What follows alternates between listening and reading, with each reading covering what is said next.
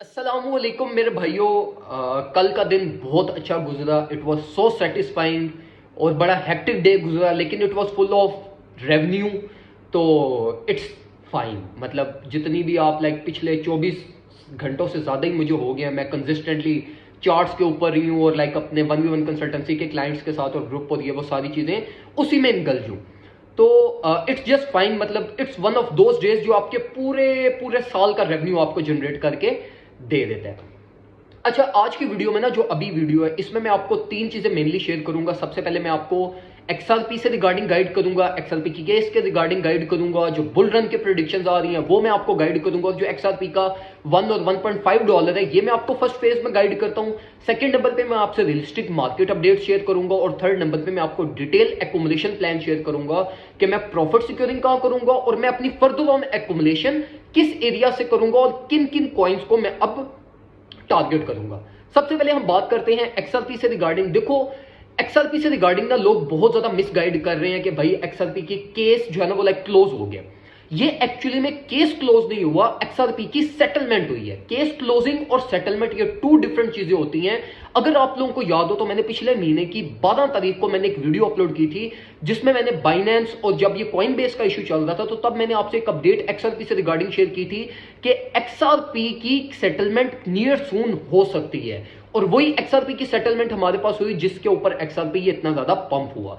अब ये सेटलमेंट क्या चीज होती है? सेटलमेंट ये चीज होती है हमारे पास कि देखो, जिस कंपनी ने या जिसने आपके पास केस किया हुआ होता है ना, वो क्या करती है, वो एक सर्टेन सेट ऑफ रूल्स और कंडीशंस आपको प्रोवाइड करती है कि भाई अगर आपने इसको ऑफिशियली लेकर चलना है तो ये चीजें हमारी, इनको फुलफिल करो, इसके बाद आप इसके ऊपर ऑफिशियली काम कर सकते हो। और वो जो कंडीशंस थी वो कंडीशंस जो दूसरी पार्टी थी उसने एक्सेप्ट की है और इन दोनों पार्टीज की एक म्यूचुअली सेटलमेंट हुई है। अब ये सेटलमेंट का मतलब ये नहीं होता कि मतलब ये केस ऑफिशियली क्लोज हो गया, नहीं। अगर ये जिस जिस पार्टी ने ये कंडीशंस एक्सेप्ट की है ना, अगर ये पार्टी इसको दोबारा इसकी कोई भी वो करती है, मतलब इन कंडीशंस को पूरा नहीं करती, तो ये केस दोबारा से रीओपन भी हो सकता है। ठीक है, तो ये चीज सबसे पहले आपने अपने माइंड में रखनी है।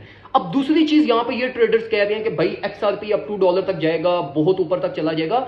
अब ये चीज तो रियलिस्टिक है कि मतलब एक्सआरपी के अंदर इनफ्लो होगा और एक्सआरपी वो वाहिद कॉइन है जो इंस्टीट्यूशंस की बैकबोन है। मतलब इंस्टीट्यूशंस जिस कॉइन को सबसे ज्यादा एक्युमुलेट करते हैं ना अपने प्रॉफिट से, वो एक्सआरपी है। तो एक्सआरपी का आप एक्सपेक्ट कर सकते हो कि $1.52 तक जा सकता है और बहुत इजीली जा सकता है। जब ये एक दिन में 80% पंप कर सकता है तो ये सर्टेन पीरियड ऑफ टाइम में आपके पास 100-200% रेवेन्यू भी जनरेट करके दे सकता है। अब यहां पे सेकंड बात ये आ जाती है कि एक्सआरपी तो चलो ठीक है, एक्सआरपी के साथ ये मैटिक हो गया, माना हो गया, कार्डानो हो गया, ये क्यों पंप हुए हैं आपके पास? अब ये कॉइन्स इसलिए पंप हुए हैं कि देखो, जो सेट ऑफ रूल्स है ना, जो कंडीशंस थे, अब उनमें कुछ कंडीशंस ऐसी थी कि जो कंडीशंस इन कॉइन्स के ऊपर भी फुलफिल हो रही थी। मतलब जो कंडीशंस मतलब उस पार्टी ने ये एक्सआरपी वालों को कहा है ना कि भाई इन कंडीशंस को फुलफिल करो, ये आपके पास मैटिक हो गया, कार्डानो हो गया, माना हो गया, ये इन कंडीशंस को ऑलरेडी फुलफिल कर रहे थे। तो इस वजह से इन कॉइन्स के अंदर भी बहुत ज्यादा इनफ्लो हुआ है और इन कॉइन्स की भी बहुत ज्यादा एक्युमुलेशन हमारे पास हुई है और ये कॉइन्स इस वजह से आपके पास पंप हुए हैं। वरना अगर आप इथेरियम, बीटीसी और रेस्ट ऑफ क्रिप्टो मार्केट को देखो तो वो तो 4-5% पंप हुए हैं। सिर्फ यही स्पेसिफिक कॉइन्स आपके पास मैक्सिमम एक्सप्लोड हुए हैं और यही सारे वो कॉइन्स थे जो हमारी टारगेटेड लिस्ट के अंदर थे, जिनकी हमने एक्युमुलेशन की थी। अब ये चीज आपकी क्लियर होगी। अब हम बात करते हैं बुल रन से रिगार्डिंग। देखो, बुल रन की अगर हम बात करें तो रियलिस्टिकली बुल रन जब आता है ना तो वो आउट ऑफ नो वेयर होता है। मतलब वो बहाने बनते जाते हैं और मार्केट एक्सप्लोड करती जाती है। तो अभी भी जिस तरीके से ये बहाना बना है ऑल ऑफ, जब मार्केट के अंदर रूमर्स आ रहे थे, बिरी सिनेरियोज आ रहे थे, तो आप ये भी कह सकते हो, ये चीज भी गलत नहीं होगी यहाँ पे कि अगर कोई आपको ये कहे कि भाई गई बुल रन स्टार्ट होने वाला है, लेकिन अब अगर बुल रन स्टिल स्टार्ट होने वाला है तो इसका ये मतलब नहीं है कि आपने वर्स्ट केस सिनेरियोज को अपने माइंड से इग्नोर कर देना है। वर्स्ट केस सिनेरियोज को आपने स्टिल अपने माइंड में रखना है, क्योंकि मार्केट अभी उस फेज पे चल रही है जहां पे रिटेल ट्रेडर्स, इंस्टीट्यूशन, बड़ा इन्वेस्टर, बड़ा ट्रेडर अपनी प्रॉफिट सिक्योरिंग करेगा। तो ये ना हो कि जिस टाइम पे ये सारे प्रॉफिट सिक्योरिंग कर रहे हो उस टाइम पे आप अपनी एक्युमुलेशन कर रहे हो।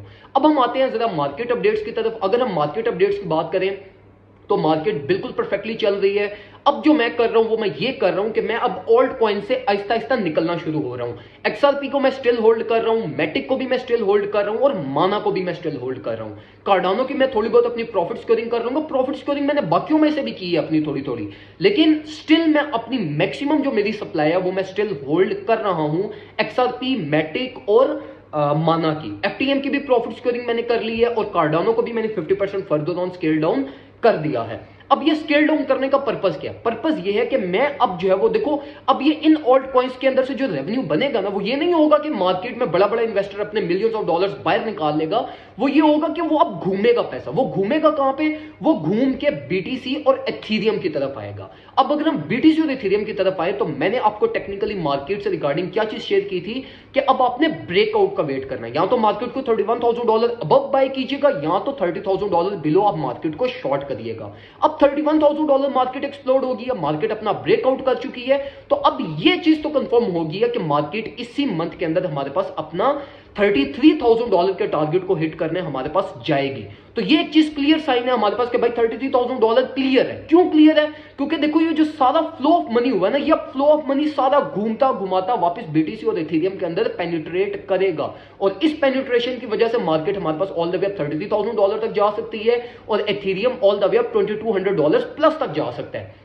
तो अब अगर आपने अपना कोई भी एक्युमुलेशन प्लान बनाना है तो वो एक्युमुलेशन प्लान अब आपका स्ट्रिक्टली बीटीसी और एथीरियम के अंदर होना चाहिए और बाकी ऑल्ट कॉइन्स के अंदर से आहिस्ता आहिस्ता अपनी प्रॉफिट सिक्योरिंग करो। मेरी एच बार की ट्रेड भी ओपन है, फ्रीली ओपन है। एच बार की ट्रेड इसलिए ओपन है क्योंकि एच बार के अंदर स्टिल बहुत ज्यादा पोटेंशियल है और मैं एच बार की एक मेजर रैली एक्सपेक्ट कर रहा हूं, इसलिए मेरी एच बार की ट्रेड ओपन है। मैटिक की स्पॉट एक्युमुलेशन मैं इसलिए होल्ड कर रहा हूं क्योंकि वो मेरी लॉन्ग टर्म होल्डिंग्स है, मतलब लॉन्ग टर्म ये कि मंथली क्लोजिंग की होल्डिंग्स है मेरी, तो मैं वो इन टर्म्स ऑफ प्रॉफिट नहीं उसको लेकर चल रहा, मैं in terms of time perspective उसको लेकर चल रहा हूं।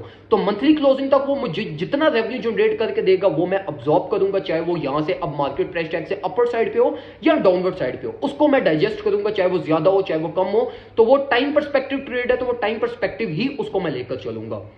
बाकी इथेरियम ट्रेड भी मेरी ओपन है, स्टॉप लॉस ट्रेडिंग करना स्टार्ट कर दी है उसकी भी और बहुत अच्छा रेवेन्यू उसने भी जनरेट करके दे दिया। अभी एक्युमुलेशन करनी है तो सिर्फ बीटीसी और एथेरियम की कीजिएगा। ऑल्ट कॉइन्स को आहिस्ता आहिस्ता अवॉइड करना स्टार्ट कर दें, आहिस्ता आहिस्ता अपनी प्रॉफिट सिक्योरिंग करके बीटीसी और एथीरियम की तरफ आ जाए। और इसी तरीके से अगर आप चाहते हो कि मैं आपको सेफली टाइमली सारी अपडेट्स प्रोवाइड करूं तो आप हमारे सिग्नल्स ग्रुप में भी आ सकते हैं। और इसी के साथ साथ मेक श्योर करें कि आपने हमारे यूट्यूब चैनल को सब्सक्राइब किया हुआ हो जहां पे आपको 24/7 अपडेट्स, फेसबुक पे 24/7 अपडेट्स, ताकि आप टाइमली अच्छे डिसीजन ले सकें।